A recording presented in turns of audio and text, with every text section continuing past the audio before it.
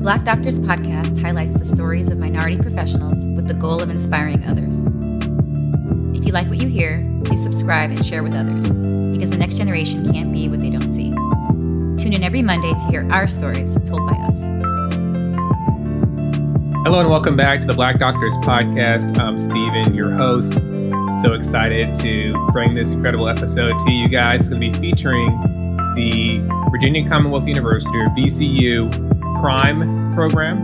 And this is a program dedicated to the ideals that I founded this podcast for. So increasing diversity in the health professions. We're joined today by the three co-founders of this organization, Jordan Matamoro-Mejas, Riddhi Shah, and Mr. William Burke. They're going to come and tell us how they went about founding this organization and what they've done thus far to help increase diversity in the health-related fields. So guys, welcome to the show. Thank you. Thank you for having us. Absolutely. Thank you.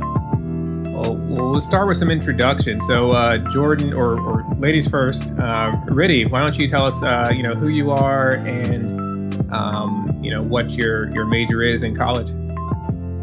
Okay, sure. My name's Riddhi. I'm one of the co-founders of VCU Prime, and I'm now the vice president. I'm a senior at VCU, and I'm majoring in biology, and I'm the pre-medicine track.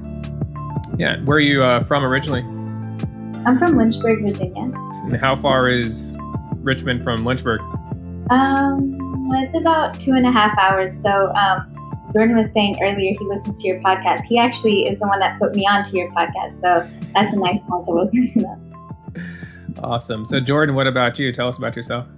So I'm a senior at VCU, majoring in psychology on the pre-med track. I'm from Northern Virginia, Woodbridge, Virginia to be specific. It's about maybe 25 minutes from DC and about an hour and a half from Richmond, VCU. And I'm the president of VCU Prime. And Mr. Burke. Yes, my name is William Burke. I am a pre-professional health STEM career advisor at Virginia Commonwealth University. And I'm originally from Lansing, Michigan, and I am one of the co-founders of VCU Prime. Fantastic. So we'll go to the president, Jordan. Why don't you tell us, or tell our listeners, what is VCU Prime?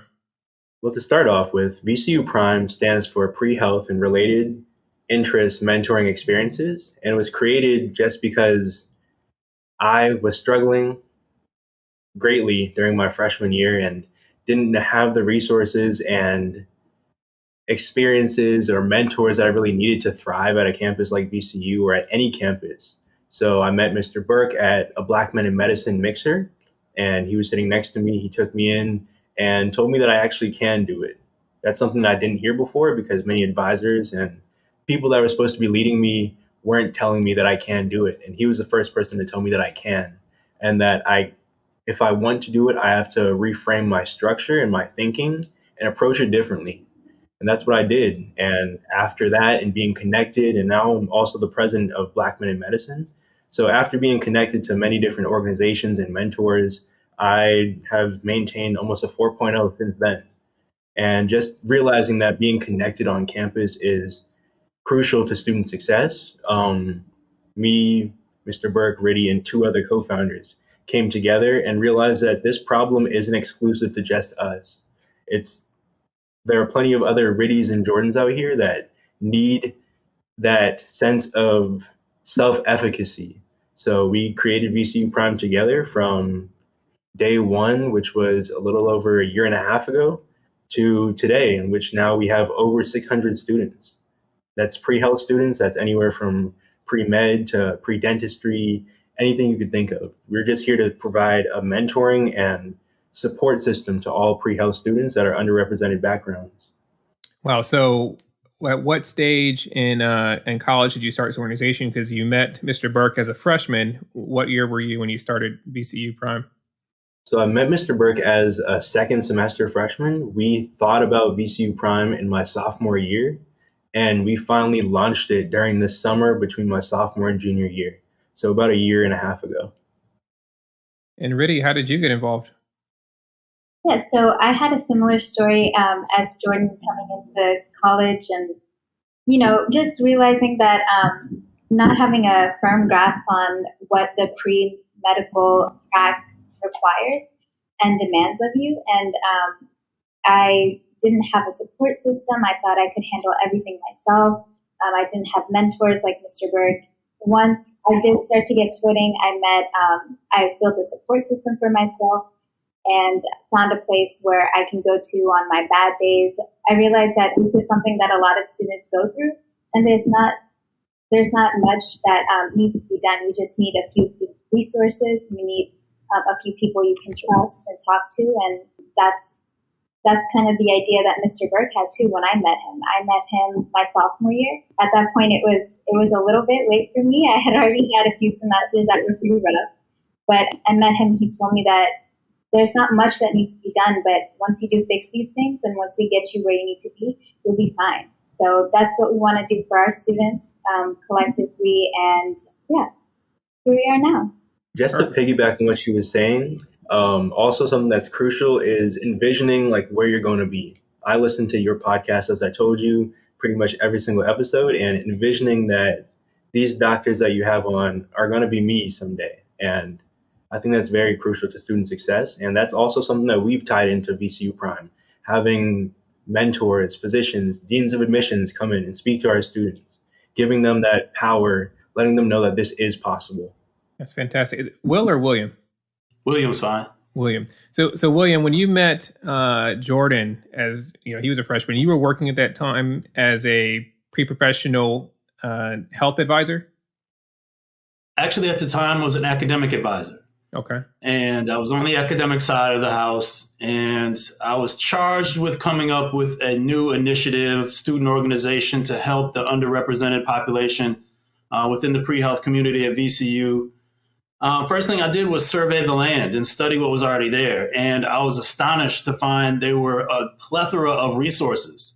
Black Men in Medicine, as Jordan mentioned, was one of them. MAPS, Sisters and Stethoscopes. I mean, there were several student organizations that were devoted to underrepresented students in their path towards pre-health careers.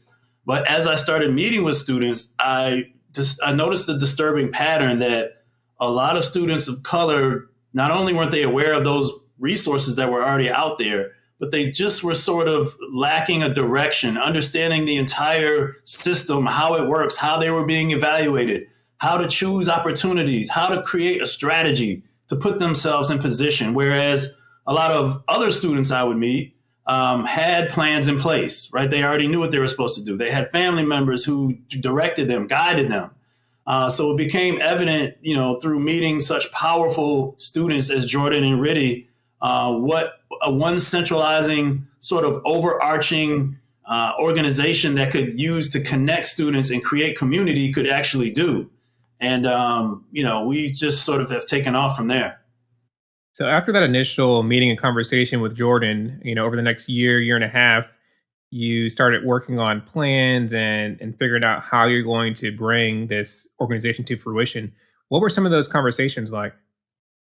To be honest, it was pretty easy. I mean, once we surveyed the land and we understood that there were a lot of other Jordans, a lot of other Riddhis, a lot of other students in similar predicaments that weren't even I would meet with students and I would say, have you checked in with Black Men in Medicine? They had no idea what it was, that it even existed. Yeah. I would ask them if they had checked into some of the resources, some of the people that were in place to help them. They were sort of unaware of how and where to find those resources. So it was something that was necessary at the time. There was a lot of individual resources in sort of silos, and they just needed to be connected. And so that's when we realized, instead of being another student organization, we could be a connecting tool used primarily to just connect students to all of the organizations and resources and people that are already in place. So when did you, or who chose the name, Jordan? Well, Mr. Burke came to us, and he's really the one with the great ideas. So he said, how about Prime? I was like, you mean like Amazon? He was like, no, Prime. And then he gave me the acronym, and I was like, wait, that sounds pretty good. And wait a minute, Dr. Bradley, I have to clear something up on the record here. So I was charged with coming up with a name. I was not bright enough to come up with one. I thought I scribbled on paper for days and days. I had no idea. I wanted something catchy. And the honest to God truth is, I called my wife. My due date was up. My time was up. I called my wife and I said, I need some help. I can't think of anything. And within 2 seconds, she thought of this and gave it to me, and I ran with it. So, wow. Yeah, I have to be truthful here. Shout out to Mrs. Burke. Absolutely. And run that acronym back for us. Prime stands for what? Pre-health and related interest mentoring experiences. So when he originally told me the name, I thought it was really cool. And then we also thought of, hey, we want to get students primed for success. And here we are now in 2021. Speaking of Dr. Bradley. Yeah, he called me Steven. So Riddhi, how did you guys go about organizing and launching your first interest meeting? How, what was the first time that you guys got together as an organization? Well, so Mr. Burke actually introduced the idea to me back, I think it was like early 2020, January or so. And then I told him I was interested. This is really something I'd love to help him out with. And I think it was summer of 2020. It was like late July or so. We were like, okay, let's get this thing started.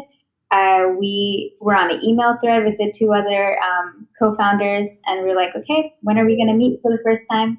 We finally met. We had some ideas going. We knew we wanted to have a platform for the students to engage with each other on. We wanted everyone to be really connected. So we started up a GroupMe first. We started up our social media. And then we had an intake survey that students fill out so that they can get connected to Prime. And once we got our Instagram started, we started DMing students that we knew were at VCU and were interested in pre-health. And we took off. I think the form got started, and then 2 or 3 days later, we were starting to get like 20 responses a day. And from there, we started organizing for our first event. Our first major event was actually called our inaugural event. It took place in November. And that's when we had some deans of admissions from the VCU School of Medicine, School of Dentistry, the OT department at the College of Health Professions. They all came and they talked to our students. And that was our first really big event. And that's how we got out there. I think we had about 100 students come out. Oh, wow. And keep in mind, I think there might have been a cap on Zoom. Me and Jordan were talking about it because, I don't know, but I think there was 100 students cap at that time. Yeah, you said there was a sign-up sheet that you guys launched initially? Yeah, it's a Google form, and students indicate what track they're interested in, what specific areas they think they need help in. Yeah, so Jordan, how was it organizing this in the middle of the pandemic? So classes, I assume, were mostly virtual, if not all virtual. What challenges did that face? How did you overcome that? So it definitely came with its difficulties, but we knew that it was crucial more now than ever because students couldn't see each other. Students couldn't engage with each other. So they could be home and interact with VCU students that are across the state or even across the nation. So we got students in we just wanted to be something new and trendy. So I got on Instagram and started DMing people that seemed like they committed to VCU, and through like the VCU class of 2024 at the time Instagram page, I DM'd them, said, this is what Prime is. Please feel free to check this out and join. From there, we got a bunch of people and we created a GroupMe, basically a group chat network, an app, and they were able to talk to each other before classes even started, just to create that sense of community. Additionally, we had Riddhi helping us out with that, and Mr. Burke helping us out from the advising standpoint. Whenever he'd meet with students, and even through career services, which he works with, he was having people join Prime just to create that sense of community. So it was difficult because we couldn't actually see everybody. So in our first event in November, Riddhi was saying, we had over 100 students, and that was amazing to see, considering that we had only founded it less than 6 months prior. So seeing that everybody is connected and creating a sense of family remotely was just amazing to see. And then we have our first events in person, and 100 people on Zoom seems like a good number. But when you see tens of people, I think our first in-person event had 70 people. When you see Wow. 70 people in person, it's definitely a game changer because you could actually visualize everybody. And it's not just a name on a screen. You could actually shake people's hands and meet everybody. So we're expecting a bigger turnout this year. We're going to have our renamed second annual healthcare mixer, and we'll have different admissions committees people come, and we're hoping that it's going to be amazing. We have a cap in the Richmond salons in VCU of 500 students, and we hope to get as many pre-health students as we can and connect them to all of the great resources on campus. And that's open mostly to VCU students, or are other students welcome? We're also inviting other students, just making sure that they're fully vaccinated and follow the mask mandate. Gotcha. Yeah, as Jordan was saying earlier, some conversations that we've had are like just realizing how big this has gotten. 600 students, we see responses on the Google form, and it's just crazy, especially because this whole thing was built online. And so coming to the first event together and seeing our students and having like a tangible community, seeing that all the students really enjoy that and they really needed it after being online for so long. Initially starting off the group meet, we only had like about maybe 20 or 30 people, and the e-board members would be giving out peer mentoring to the students because we were upperclassmen at that point. We had taken organic chemistry and many of the prerequisites. Mm-hmm. But now we have over 500 students on the group meet. So it's basically on autopilot. We check it, of course, and we chime in every now and then, but it's mostly other students providing networking to each other because we're pre-med students. We can't really help out a pre-dentistry student or a nursing student because we don't have that knowledge. So in a group chat of over 500 students, you're bound to get your question answered by somebody. Yeah, absolutely. And it's great to see when it's so funny, like around registration time, it'll just be like, what professor should I take for orgo? Like, who should I avoid and things like that. But also we get questions like, what's the proper attire to go volunteer at VCU? Things like that. So you really see students helping each other out, not gatekeeping information. And I think that's my favorite part. Yeah. Just collaborating with each other. It's a fantastic way to build a sense of community. William, I was going to ask, as you started to grow this organization, you started with the co-founders. At some point, many hands makes for easier work. So you started, having the e-board members, or what roles did you have to fill with other members of the organization? Yeah, well, one of our long-term goals was to separate ourselves from student organizations, right? Those student organizations were already there. So we wanted to be something unique and something different in this space, again, to connect students to what was already there, to make them aware of all the student organizations and resources so they knew where they were, to help even the playing field, right? So we began about the process of trying to figure out how to expand. We knew we needed more e-board members. We knew we needed official positions and duties for those e-board members. And so we just started building it out brick by brick, position by position. Now, mind you, Jordan and Riddhi are extraordinary students. These are students who are struggling academically, as they first initially pointed out. At this point, they're working on this alongside with me 40, 50 plus hours a week, step by step, including their classwork, including their extracurriculars, in terms of turning all that around. And so it's been a lot of blood, sweat, and tears, but the effort is genuine. The energy is genuine. And I think that's what people recognize.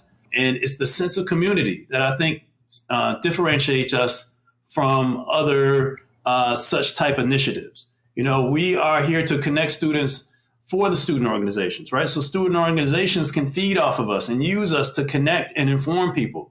We're here to connect students to resources that are already on campus and people that are already in place who are there to help them succeed and give them the direction and understanding on how to seek out those resources. So we're still in the process of building it out to answer your question, but it's been a step-by-step, piece-by-piece process. Yeah, because you probably got somebody, doing your social media, or is it still the co-founders?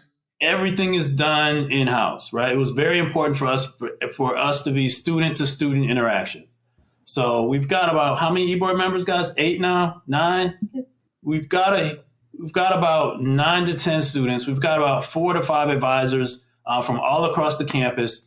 And we work really hard all together collaboratively. And again, when you have different arms across a campus, right, where most campuses are separated into silos, when you have a connecting tool that can separate those silos and all move together and work together, it's increasingly effective in terms of hooking students, connecting students, to the resources that they need at the time they need it to be successful. And who are the other advisors? Are they faculty members or health advisors or pre-health advisors as well?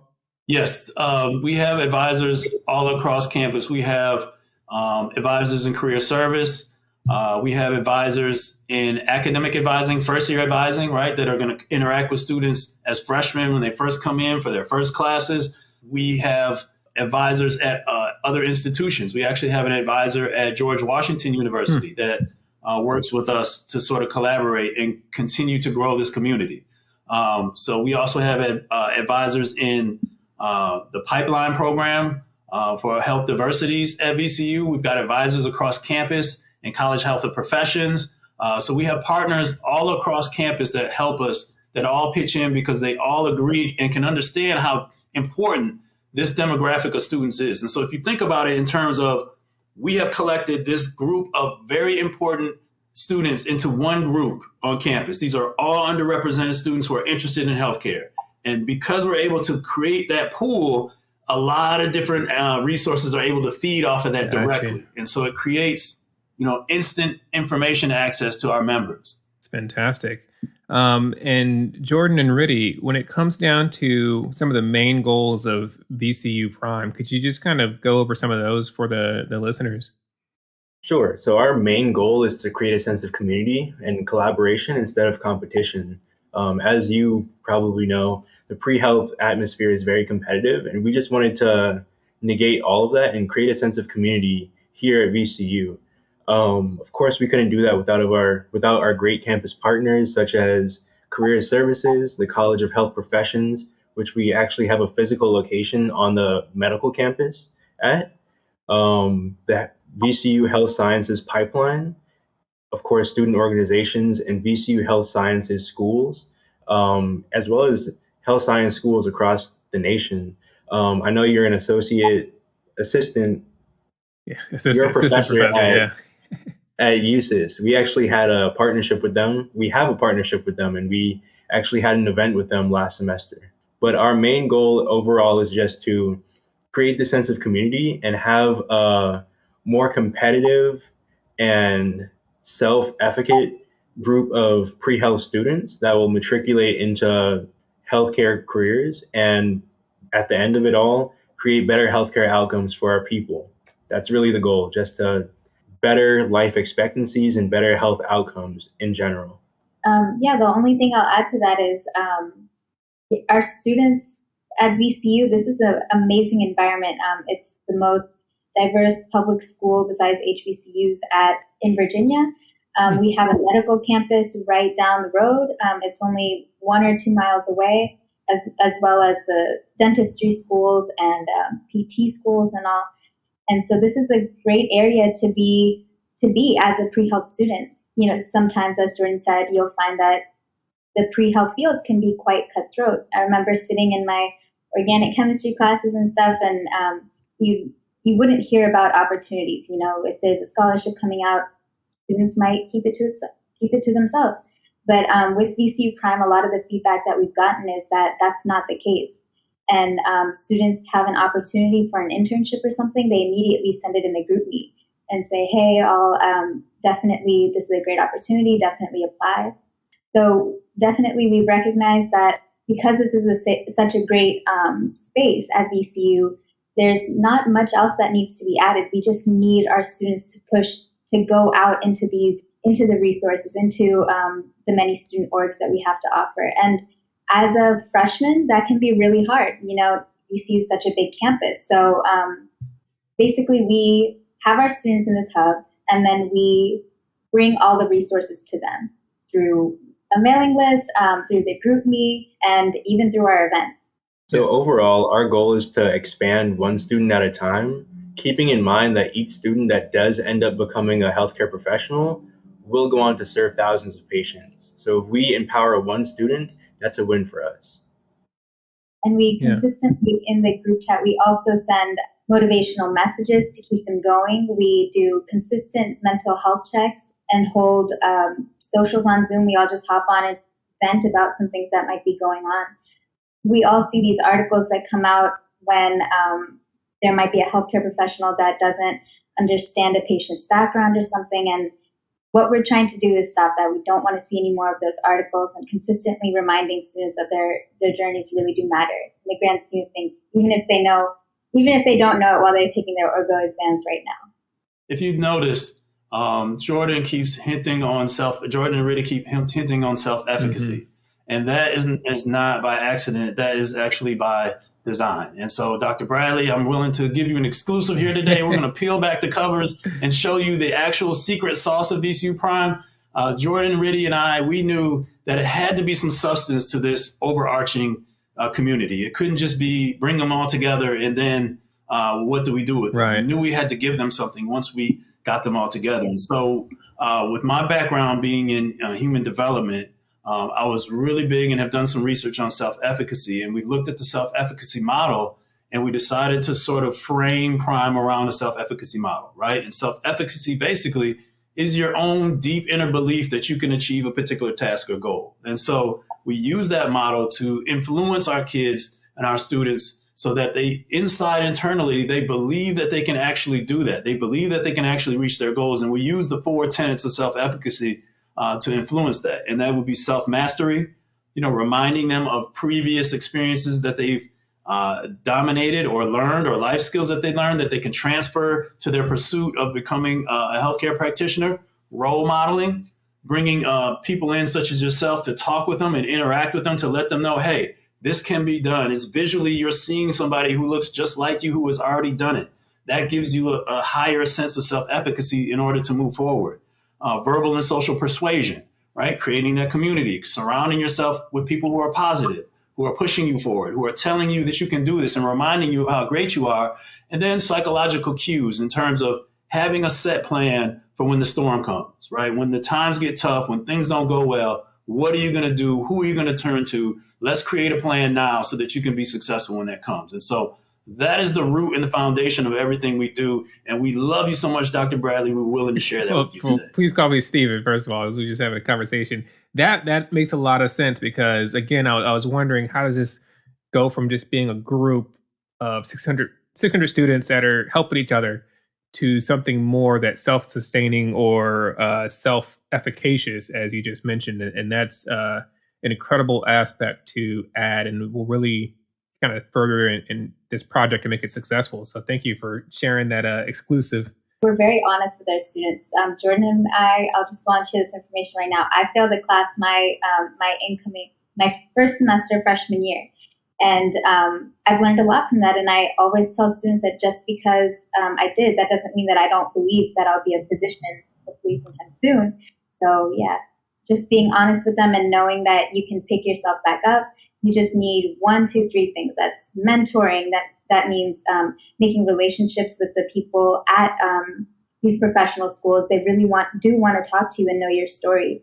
And also just keeping your eye out for the resources too. Yeah, William, I got a question for you as a pre-health and STEM academic advisor.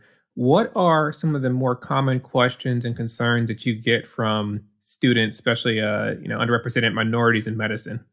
It's a very good question. And actually, I'm on the career side now. I'm a career advisor. I was formerly on the academic side. But to your point, especially now, I think especially with this generation that's been more cell phone technology oriented, right, and used to sort of working in those silos, the issue becomes about learning about the art of medicine, right? Learning how to connect with people, how to network, how to go out there in the community and seek opportunities in terms of shadowing and clinical experience. Where do I go? Who do I talk to? Or even how to connect with professors that you want to establish a relationship with for a possible TAing opportunity or precepting opportunity that can develop to a letter of recommendation. Particularly after semi-post pandemic, right? When we're getting back to live classes, students are having trouble transitioning and figuring out how to gain those experiential opportunities. And to be honest with you, overall, it's just how do I compose an overall strategy, right? I tell my students all the time, it's more than just checking off a list box of things that they want you to do. You need to find the competencies behind these areas and choose opportunities that are going to help you grow and develop in the areas that they deem valuable at these professional schools. That's good. That's good. And Jordan and Riddhi, what are you guys hearing from your classmates? What questions are coming up in the group chat frequently? Shadowing. Where can I get shadowing? Our clinic's opening yet here. So students were sharing that VCU just opened their shadowing back up, and that's a lot of what I see. And then also which classes to take. And then we always tell our students not to take, their freshman year, don't take math, biology, and chemistry all in one semester. You have time. Great advice. And you guys had talked earlier, because another thing that commonly happens is folks come through with a great idea, they build a program, and after a couple of years, it's kind of gone away or doesn't have that sustaining power. Well, you just talked about the self-efficacy model, which will help this program stick around. But you also mentioned that in order to build some longevity into your program, you have kind of mentorship for that next generation of leaders of VCU Prime. Can you talk about that, Jordan? Sure. And I noticed you said big idea. We actually won a grant called the Big Idea Grant through the VCU Foundation. Congratulations. We're very thankful for that. Thank you. We're very thankful for that. And it's definitely going to help us propel forward and become an even better idea and really become self-sustaining, which is our goal.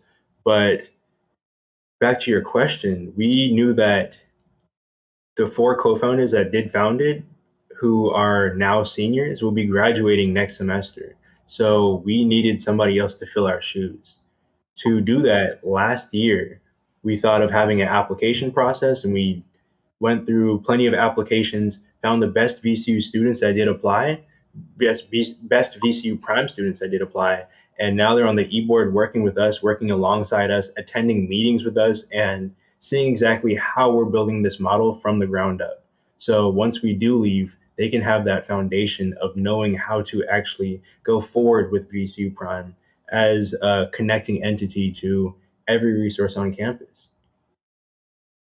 In addition to that, what we're doing on the programmatic side at the university is looking at a partnership with Career Services where we could actually have paid stipend for Prime eBoard members. So they would have time and money set aside to help them, move forward and give them more incentive to give their time to Prime and sort of create that multiple points of value where they could be getting paid but still earning experience that can be impactful for them on their applications as well.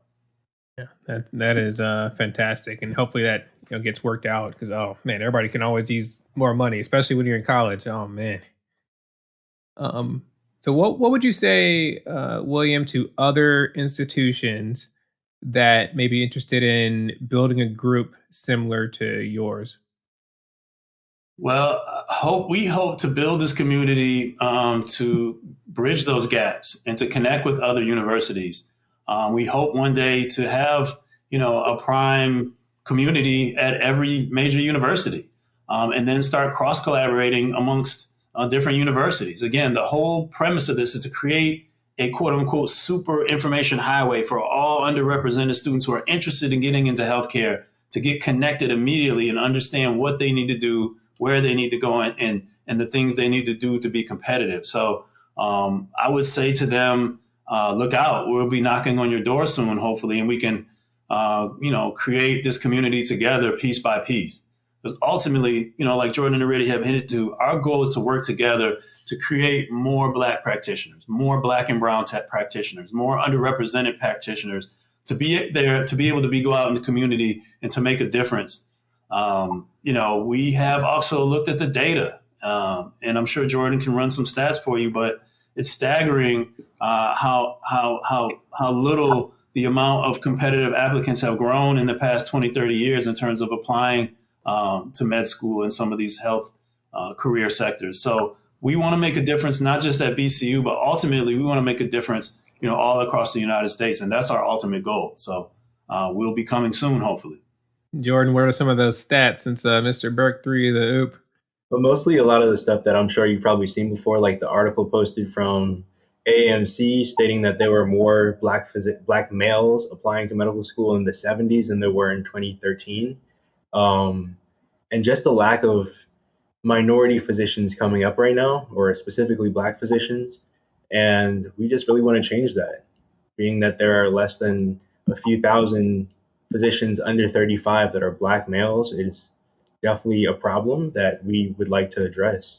Of course, health outcomes, of course, and birth, everything happening with the maternal, fetal death rates and stuff like that. Just inequities in our healthcare system that we would like to address. Yeah, so I just wanted to note that I'm not underrepresented in medicine. And because this is going out there, I just wanted to make it known, because I know a lot of people that are of the same descent as I aren't aware of that, so they don't really understand the cause and what it means to be underrepresented in medicine. So because I'm on this platform, I just wanted to acknowledge that. And whatever struggles I went through my freshman year, I knew that they were just through friends and close family friends, just knowing that it was even harder for underrepresented students.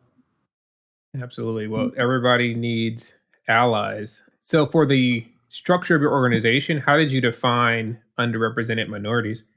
We defined it based off of the AAMC and their definition of underrepresented minorities. And so I believe on our intake survey, we have a question, do you self-identify as underrepresented minorities? So that's how we know. Yeah, we let the students self-identify, but we don't turn down anybody. I mean, we have partners who are of all kind of races, and we have members that are of all races and ethnicities. So we're geared towards helping underrepresented students, and that's what we mainly focus on, and that's the majority of our population. But we would never, close our doors to anybody who wants to jump in and help our cause. Riddhi, so we weren't able to have all of the co-founders join us in this chat, but can you tell us about the other folks that you guys started this program with? Yeah, sure. So Mr. Burke very perfectly crafted our co-founders. We all had different strengths.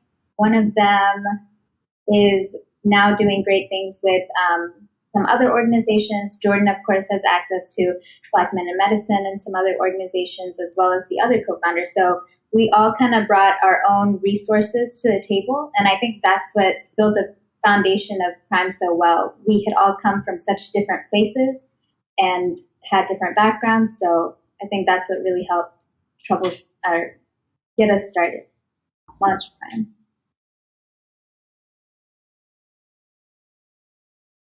Yeah. So Jordan, what's next for you? Next for me, I'll be applying to medical school in this next application cycle in May, and hopefully matriculating. And Riddhi? Same here, applying in May. Mr. Burke, what's next? Where do you go from here? You're losing your dream team. I know I'm losing my horses, but we've worked hard to establish a long-standing goal. And like I indicated earlier, this is something that we hope to continue to work on as we go different ways professionally.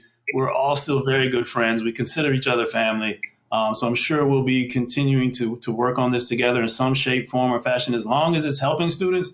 And when I tell you this thing took off in the middle of a pandemic, we all looked at each other and knew we had a certain responsibility to fuel this thing, because it was just helping so many people in so many different places.